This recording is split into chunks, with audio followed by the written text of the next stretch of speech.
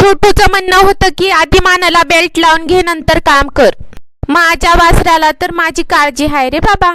दे रे बाबा माझ्या उंड्या, मी मानाला बेल्ट लावून घेते म्हणून आधी बेल्ट लावून घेतले. नंतर माझी पडली होती लग्नाची साडी खाली कपाटातून, ते काढलं होतं छोटूनच. आज बनवत आहे मी पिठलं आणि भाकरी, पण पिठलं मी वेगळ्या पद्धतीनं बनवत आहे. गरम तेलामध्ये घातले जिरे, जिरे तडतडल्यानंतर घातले कांदा, कांदा लाल झाल्याच्या नंतर घातले हिरवी मिरची आणि 2 गड्डे कुटून ठेवलेलं लसण.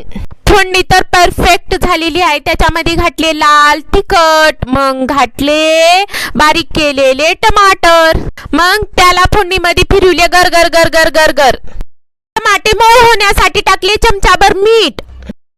हळदीला म्हणले बाई तू राहतील विसरून, थांब तुला लगेच टाकते, आणि वरी ठेवले झापून ताट. बेसनचं पीठ चाळून घेतले आणि त्याच्यामध्ये गिलासभर पाणी टाकून पातळ करून घेतले. टमाटे झाले होते मऊ आणि त्याला हलवले, मग टाकले मेथीची भाजी. हो, हेच पद्धत माझी वेगळी आहे. मेथीची भाजी मी पिठल्यामध्ये टाकते. मेथीची भाजी मऊ झाल्याच्या नंतर टाकले फोडणीमध्ये मी पाणी.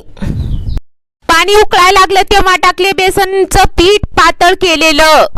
चांगलं त्याला हलवून घेतले, वरी झापले ताट, मग कराय घेतले भाकरी.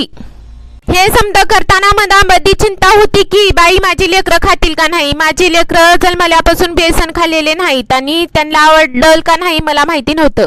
लेकरं तर पोटभर खाल्ले, पण मी बसले 11 वाजता जेवण करण्यासाठी. पिठलं आणि भाकर आहे आणि त्याच्या संग कांदा नाही, असं कसं होणार. फोडले त्याला हातानं, कच कच बुक्या घातले, मग फुटलं कांदा.